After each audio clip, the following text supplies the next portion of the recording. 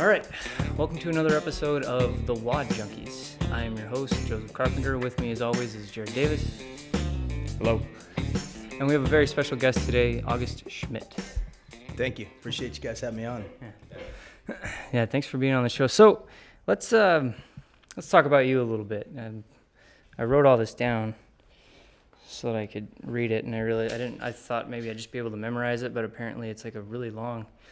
So you have a Bachelor of Science from Auburn University, a Master's of Education from NAU, USA Weightlifting Club Coach, USA Weightlifting Senior Coach, Level 1 CrossFit, CrossFit Olympic Weightlifting Coaching Staff, Iron Athlete Certified Weightlifting Coach, President of the Arizona Weightlifting Association. Yes, the Weightlifting Federation. See, I wasn't sure about that one.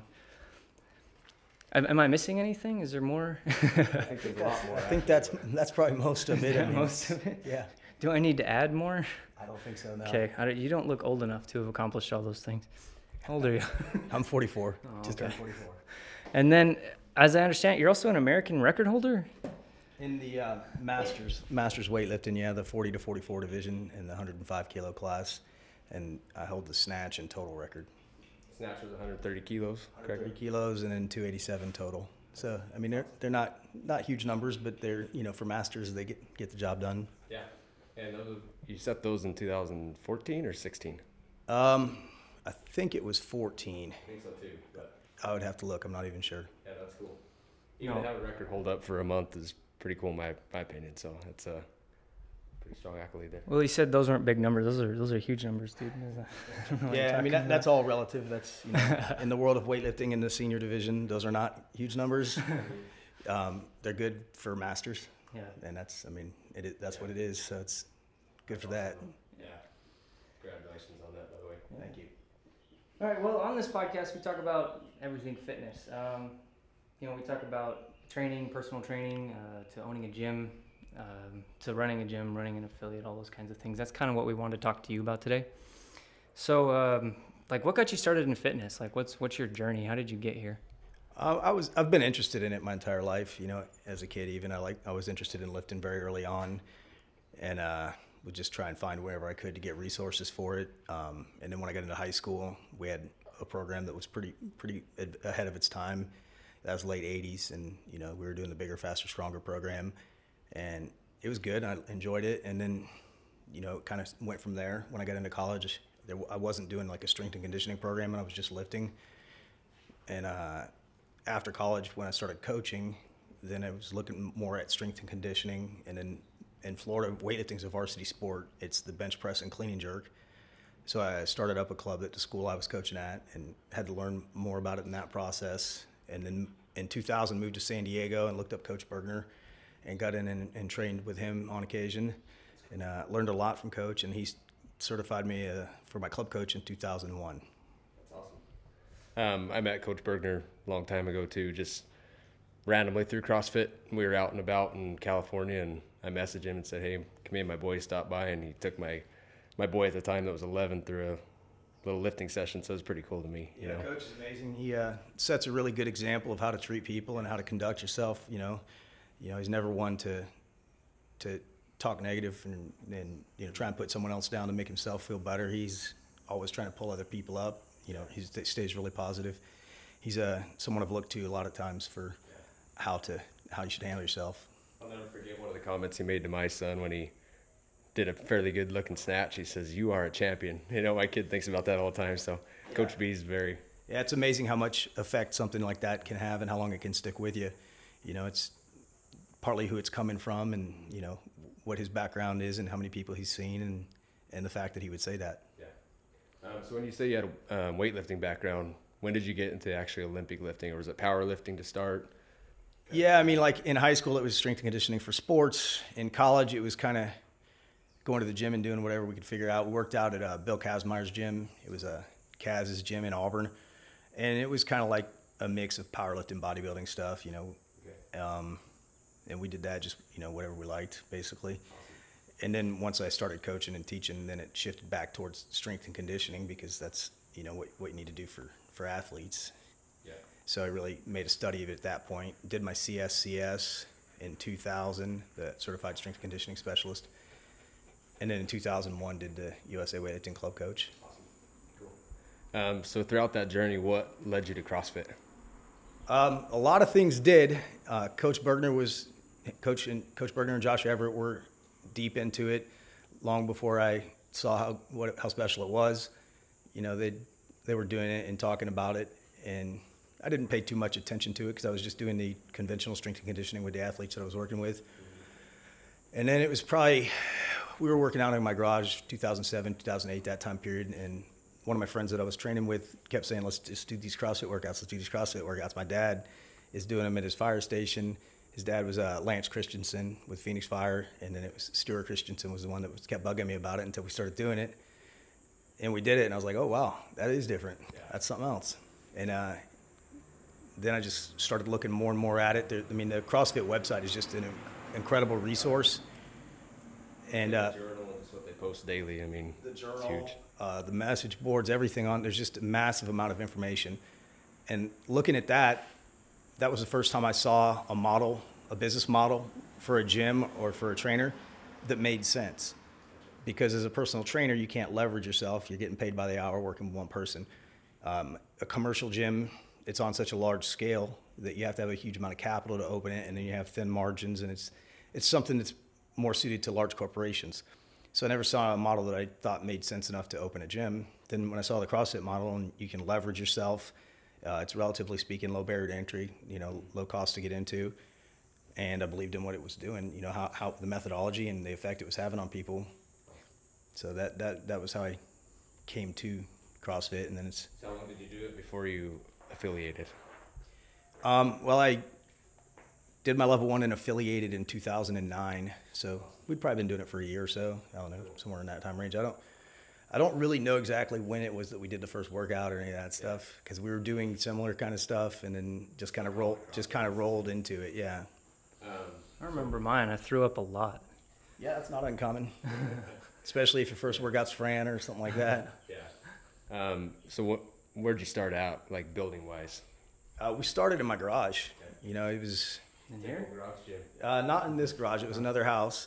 But yeah, we started in the garage and ran that until the HOA had enough. Fortunately, at that point, I had signed a lease on a building or on a space. And so I just kind of waited out. I knew the process for the HOA. That I had 6 weeks to respond, and I knew I'd be able to get out before that was done. So I just kind of delayed it. And yeah, we moved in. I think we had 10, 15 people that were working out with us at the time. It moved into a 1,200 square foot space. The landlord took a risk. I didn't really come in with any capital or anything, but it was when the economy was quite bad. Mm-hmm. And so he had a lot of empty spaces and figured he'd take a gamble. And we stayed in that 1,200 square feet for probably a year and a half, maybe around that time. And then fortunately the suite next to us was empty. So we took that wall down, and that was 2,400 feet. And then probably a year after that, took another wall down, and it was 36 or so, 100 feet. And then another year or two later, then we moved into the main suite in the plaza there, and we took half of it, which was 6,000 feet. Yeah. And I mean, looking at it, thought we'd never fill it, and then pretty quickly you're running out of space. Yeah. So you were kind of in the same complex for just moving walls, right? I was in the same complex for 8 years. Okay. Had a great landlord, really good location, everything, it was good. It was just looking at it long term, it makes a lot more sense to buy the real estate, because that's the asset, and that's what's going to continue to be valuable and be able to pay you when you're not working. Yeah. Whether you sell it and live off that, or just lease it and live off that, that's probably the most important financial part of the business. Is the business is a means of buying the real estate. Yeah. That really got driven home for me when I did a clinic out at CrossFit LA. I looked at their space. It was nice, but it wasn't anything huge. It was a former martial arts studio. The guy that owned it bought the building. When he passed away, then they started renting it out. And so his daughter gets a huge rent check every month and doesn't have to do anything besides own the property. So that kind of drives home the power of what it is. It's definitely similar to where we're at right now. Like, paying rent. We've been in there almost 4 years. You look how much money goes out in rent and what you're actually getting out of that, we have no asset for real estate. Yeah. So like on our part, when we first started, they wanted like 3 years of business cred before you started, or before you could get a loan or whatever to buy a building. Yeah. And then when we did that, they're like, well, you guys don't make quite enough money for us to take a chance on you, so we need a big chunk of money to do it. So we're kind of in that same boat of looking for where if we ever have to get out of this, we have the real estate, we can rent the building out, you know. It's that's smart. You want to start looking early. I looked for a couple of years before I found something suitable. The loan process was really, really trying. I mean, it was fatiguing. They need to see everything. I mean, they go through every penny, and they ask questions. You get different questions every day. They want to see different paperwork every day. So it's stressful, but I mean, they're not trying to be adversarial with you. It's their job to protect their investment or that money. And so they have to look into all those things and ask those questions. And you just have to remember that they're not trying to pick on you. They're doing their job. Yeah. And they're working through the process with you. So yeah, that was it's stressful, and it's not going to be easy. But you know, it was 8 years of renting before buying. So now, you know, we kind of talked about that a little bit, but you've been in the new building for about 2 months, and it is yours, correct? 2-3 months, yes. And we bought it. I mean, obviously we have a mortgage payment on it. I didn't buy it outright, but it's still yours more than it is paying rent. So yeah, and one of the really other good things about owning it is, even if there's a time when you're not taking home that much money, as long as you're making that mortgage payment, you're still moving forwards. Mm-hmm. You know, that's the hard part when you're renting. If you're renting and you're not taking home much money, then you're kind of wondering, why am I doing all this work? You know, unless something's going to change, or if there's some way that I'm going to make it so that it makes more financial sense to do this. Yeah. And it makes it a lot easier, just even psychologically, to think, okay, even if I'm not taking home a lot of money this month, I'm paying my mortgage, and that's paying down that, and until it's increasing, you know, my net worth on it. Yeah. Well, I've always kind of been impressed by your operation, especially I started CrossFit in late 2012, I think in November, and I did the Open in 2013, and we were between gyms at the time, and we came and did one of the open workouts at your gym. It was the toes to bar and clean and jerk. Oh yeah, I remember. And I remember just a small space, and I was impressed with how you guys ran what you did in that smallest space, and everybody was very welcoming. So I've always had kind of a connection with you and your gym, and been impressed by that, and I've always looked up to that as far as how I operate in a gym, you know. So for me, it was good getting to know you early on. I didn't know I was going to own an affiliate down the road, but it definitely helped, and you've been a big help in that too. So. Well, I appreciate that, and you touched on several different things that are really important. One is the culture. You know, it's important to establish a culture that's welcoming, that's friendly, where people are helping each other, where people get to know each other and care about each other. Not everyone's going to fit into that, but that makes the experience much more enjoyable, and it's what's supposed to be, and it's missing in our society now. There's not a club for most people anymore. Yeah. And so you miss that connection and that camaraderie that this can replace. You know, when I started the gym, I stopped playing rugby because the time overlaps didn't work, but the gym really kind of replaced that. You get the physical exertion, you get the camaraderie. It was actually, I kind of laughed and looked at it and was like, oh, this is like rugby, except for I don't get hurt and there's women around. Yeah, perfect. No, that's cool. So throughout the 9 years or so you've been operating an affiliate, at what point did you say, hey, this is working for me, this is successful? Did you ever have like another full-time job, or did you just go all in and tackle it? Well, after I left teaching in 2006, I went into financial planning business that my friend owned and worked with him and developed some business there, bought that book from him and went with that company, and then just maintained that book until about 2012, and then sold that and used that to kind of continue growing what we were doing with the gym once it was to a level where you had another job outside of the gym at one point that supplemented some income, I guess. Yeah, and it wasn't real time demanding. You know, it was basically at that point maintaining relationships, because I'd already done the legwork to acquire the clients. And so it was just maintaining the relationships, keeping them happy, and making sure they were getting taken care of. And I was able to do that and do the gym, you know, especially when the gym was smaller. I wouldn't probably want to do that now or the last 5 years, but at that time I could. Yeah. Yeah. No, and you've got another thing I've always liked about yours, I like weightlifting. It's probably the only thing I'm semi-decent with CrossFit, but just the weightlifting presence you have at the gym is pretty cool. Like, we walked in there today and there was probably 40 to 50 people, half of them doing CrossFit and half of them doing weightlifting, and it's pretty awesome to see.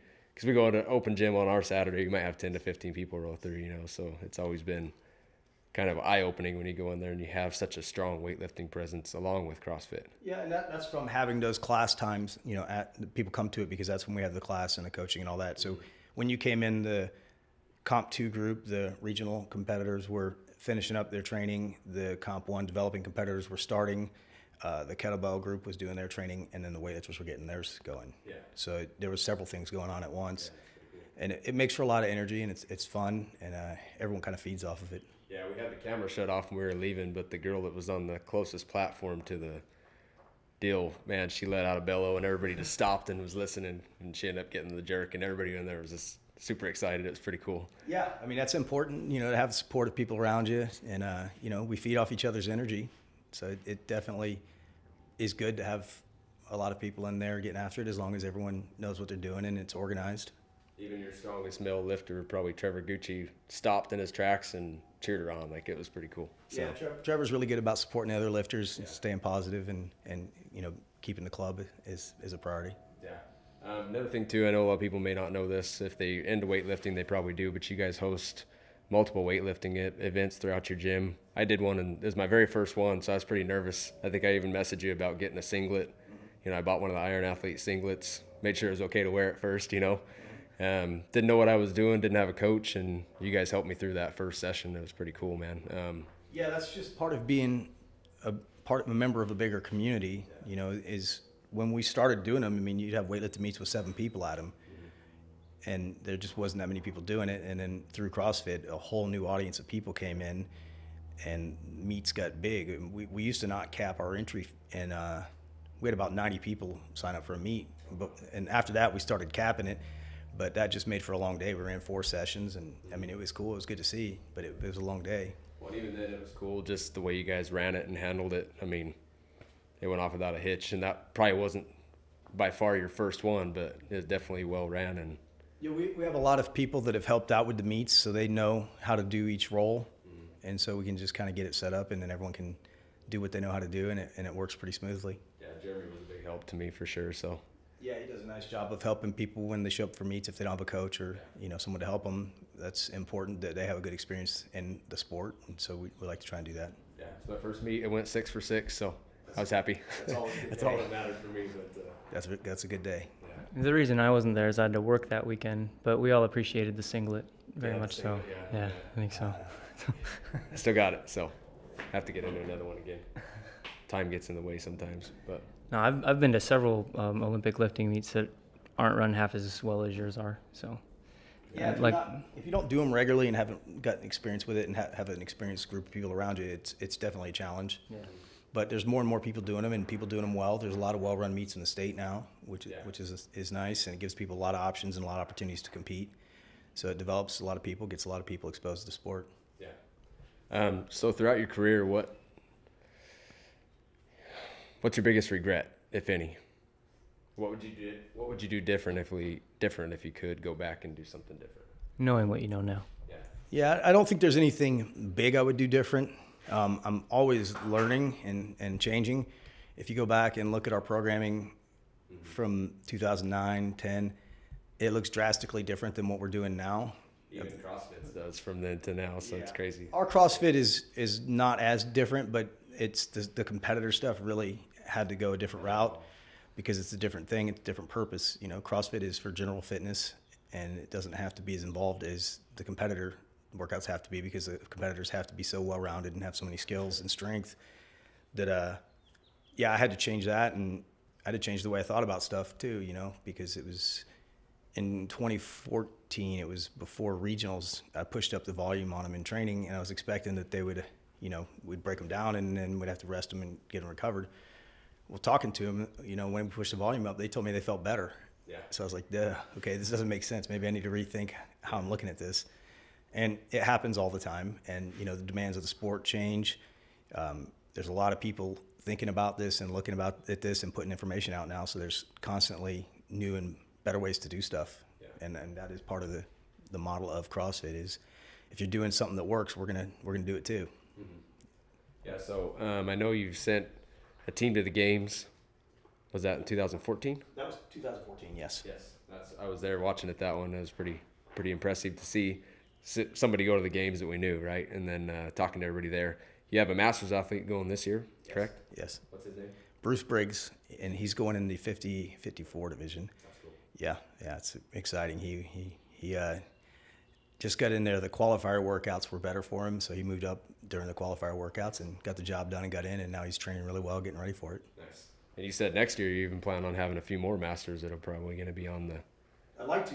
There's more that have the ability, so if things go right, I mean, there's always an element of luck in success, and so there's 2 or 3 at least that have a legitimate shot at it. One of our women this year had a very good shot of it, but she had an umbilical hernia from having kids, and so she had to stop during the Open. But she was on a pretty good tear. Yeah. She power clean 225 at the end of that Metcon, and that was as a 40-year-old. It's a Masters woman. We didn't have any guys that did that in that open workout, so I didn't hit it. Yeah, she's a special athlete. I mean, it's a lot of that stuff is you got to be born with the right genetics, and then you got to put in years of work and do the right things, and that's where she's at now. Yeah. Another thing I was going to talk about too is I was kind of between gyms at one point, working out of my home gym, and I think I reached out to you a little bit talking about programming, and I know you told me you're welcome to follow ours for a little while, and I learned a lot just at home doing that. It was kind of cool that you did that. A lot of people are very protective of their programming, but yeah, I mean, I publish it on the website, so I know it's out there, and I know it's a resource, and I know I learned a lot by doing the same thing, looking at the CrossFit website, looking at what other gyms were doing, for ideas, and so I mean, I think most people do that, and most people should do that, especially when you're starting out and trying to figure things out. Well, yeah, definitely. Like being at home for 3 months on my own, didn't really have time to program, and that I learned a lot through it just by, paying attention. Yeah. And hopefully I do a good job with that on my own now. But it's paying attention is kind of the key there. You learn a lot when you pay attention to what's happening for and sure. why it's happening. So there's something to be said for looking and taking stuff from other people. You just got to make sure it's appropriate for your audience. Yeah, for sure. And then you have to. Some of it you just have to go do it and learn from your mistakes. Mm-hmm. I'd rather have you learn on yourself, make mistakes on yourself than someone else. Mm-hmm. But you have to pay attention and watch how people are responding to things and then adjust.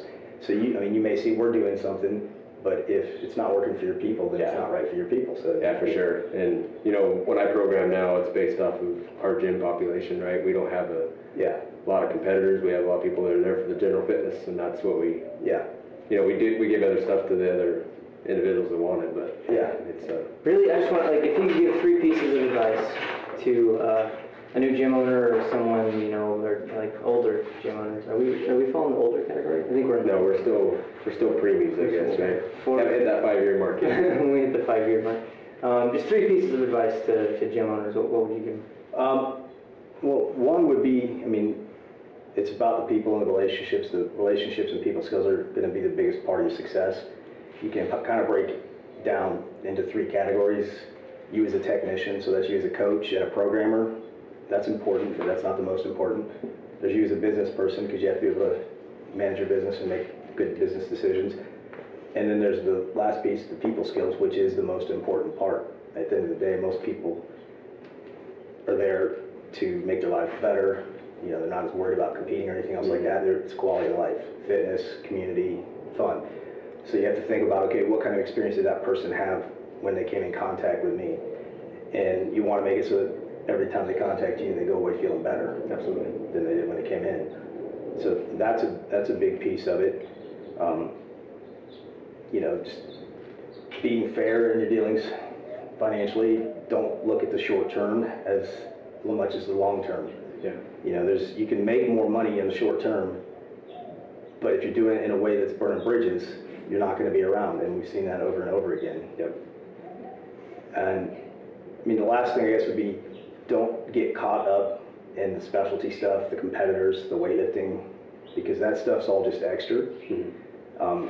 That's not going to be your core revenue for almost anybody. There's probably a few coaches that it is, but most people it's not going to be. And truthfully, about 99% of my problems have come from weightlifting and from competitors. Mm-hmm. Your average members are there having fun, enjoying it. The competitors they're driven, they're always want more. Yeah, so they're going to be more volatile Yeah. than your regular population will be. And I guess it's not really necessarily good or bad. It just is what it is with that population. Mm-hmm. And it will take a huge amount of your time and your energy. And if you don't have the resources to have other people taking care of your other parts of your gym and your business, it'll damage your gym. Yeah. I've seen lots of times where competitors either bring down the gym or almost bring down the gym. Yeah. You know, because they get, either the culture gets toxic because they're not treating other members with respect and treating them well. You know, they're taking priority over the classes, or because their egos get out of control and they want to be running the show, or they've got to do their own thing.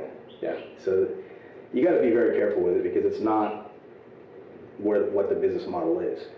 You know, and talking to a lot of competitors, you know, especially when they come from another gym or something, they'll, well, I'm not getting coaching and all that. You have to look at it. Well, was that what the agreement was when you signed up? You didn't sign up as a CrossFit competitor. You signed up as someone who wanted to do CrossFit to get fitter, be part of the community, and have fun. And then you discover competitive, be good at this, right? And then you discover that, and now you're serious about it, and now you want 2 hours a day of coaching, and you want programming, and you want the right equipment. Well, that was not the agreement. Yeah. You know, it's a different agreement. Yeah. And so it's important to keep that in mind, because a lot of times the competitors become very one-track mind, and they can make or break get very selfish, you know, and that's kind of part of dealing with elite athletes. Mm-hmm. And I'm not always sure I like what goes along with elite athletes. The best way I've found to manage it is just, we have a written down culture that addresses the issues that we've had. We have a written down process for team selections, and those aren't going to eliminate all your problems, but they'll decrease it, and people will know where you're coming from when you have to deal with those things. Mm-hmm. So yeah, that would be the biggies, because a lot of people look at it and think it'll be fun to have competitors. Focus on the community. Yeah, focus on your community. The competitors are fun, but I kind of think of them like a crazy girlfriend. They're fun, they're hot, but they also, you know, are going to be the ones that cause you trouble. Yeah, for sure. But I mean, that being said, a lot of our competitors now, we have a great group of mature people that are really care about the community and are involved in the community, and understand that at the end of the day, we're all doing this for fun. Yeah. You know, it's, people get caught up in the idea that they're going to become famous or rich or something off of it, and there's not many people that's happening for. Yeah. And it's probably not going to be you. And you know, people come in and I want to go to the games. Okay, well, what sport were you elite at before? Well, I never did sports. You know, and there's a couple people that have gotten through without doing that, but most of them are Division I athletes now. You know, it's, your average person is not going to be able to get to that level.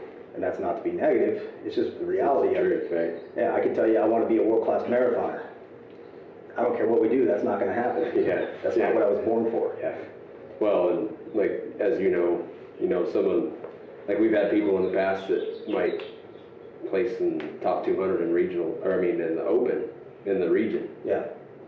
Like, you're still a long ways away from getting to regionals. Like, it's a... I mean, you're very good if you're doing that. You gotta But put it in the work. But yeah, it's a whole nother animal to get into that top 20 or top 15. Yeah. You know, so it's gotten very, very elite and professional, and most people you have to be consistent, and we provide the consistency and programming and things like that, but at the end of the day, I mean, you have to have the right genetics, and you have to have the right work ethic and mindset, and that's very rare. Yeah. You know? So it's definitely not what it was in its beginnings, when it was realistic for a lot of people to think about going to regionals or the games. Mm-hmm. You know, it's not that now, and you have to keep that in perspective. Yeah. And like, not get your ego too tied up in it, and do it for enjoyment. Well, the people that are making it these days, that's all they do. Yeah. I mean, they're at the gym. Yeah. 6 hours or more a day, and yeah, they were born with the right parents. Yeah. They've got the right habits. You know, they're doing the right things. And you can do all the right things and still not accomplish what you set out to accomplish. It happens all the time. Yep. And there's nothing wrong with that. That's the important part of the thing, is the process anyway. The years that you spend training, the years you spend with your teammates, your coach, that's when you grow and you change. If you qualify for regionals or you qualify for the games, you wake up the next day, you're the same person you were the day before. Yeah. That's not what changes you. What changes you is the years in the process. Yeah. And that's also where you spend most of your life, so you might as well enjoy it. Yeah, that's cool. Yeah, so I mean, anything you want to plug your gym, like, we're going to use this, like, we'll put it out there, and definitely appreciate your time and everything. You're one of the gyms we really look up to. Like, in my opinion, you're one of the top 3 gyms in Arizona, and I appreciate that. And there's some pretty big names out there with Fury and some other places. Like, I have a lot of respect there. So yeah, there's a lot of good gyms in the state. A lot of people doing a good job with it, and it's been amazing to watch it all grow and evolve. Everybody knows where East Valley CrossFit is. They don't know where Gila Valley CrossFit is. So it's pretty cool. We both have Valley in the name. Close. Yeah, I mean, some of that is just, the town you're in, or city you're in, the size of it. If I was doing this in a small town, it wouldn't be the same thing. Yeah. And nothing wrong with that. Yeah. So I'm sure, where can people look you up at? Facebook, Instagram? Yeah, I'm on Facebook. Instagram is August Schmidt 1, or East Valley CrossFit, or Iron Athlete Clinics. Websites is eastvalleycrossfit.com, ironathleteclinics.com, and then I've started doing more on my own training blog too, augustschmidt.blogspot.com. I've posted the articles that I've written that are on Iron Athlete up onto the blog too, and then just got some pictures of the machines and stuff that are in the garage. We come in here and play on Sunday morning. Yeah, I've seen some of that. Yeah, it's fun. It's kind of relaxing, and it's just a good variety, a good change. Yeah. And you're getting exercise. Any upcoming events? Anything? Any athletes got something big going on? We have Bruce Briggs getting ready for the games. He's heading out there at the end of July. And then Trevor Quickie is doing the University World Championships in September. He just came back from the University Nationals where he won the 94 kilo class. Yeah, that's awesome. That's awesome. Yeah, so those are the 2 big ones coming up. And then we have our in-house competition at the gym, for everybody. And the regional team is going to be the ones putting that on, programming it and running it. So awesome. Good way for them to give back. Goals for next year. I know I was talking to Shauna, yeah, I pronounced it because I was reading it. Shauna, she was talking about having a pretty good regionals team put together next year, and she was trying to talk Jorge into coming back. Yeah, Jorge did individual this last year, but some things look like they're falling in place where the team could be pretty competitive, and I think Jorge is more than happy to get in on that. That's cool. And we have some really good masters that are training hard, so I hope to see a couple, 2-3 more of them take a good shot at making the games. Nice. Awesome. Well, thanks again for being on the show. We'll have you back. Yeah, I appreciate it, man. Yeah. We'll stop by again and get some more athletes interviewed and everything. That was pretty good experience. So definitely didn't want to crash the party today and step on toes, so we were a little bit. Yeah, and if you want to come in early and just get video and stuff, definitely do that. Yeah. Cool. Thank you. Yeah. So you can come in and kind of see what we're doing with the Comp 2 group and all that. Absolutely. Yeah. Awesome, man. All right, guys. Stay in touch.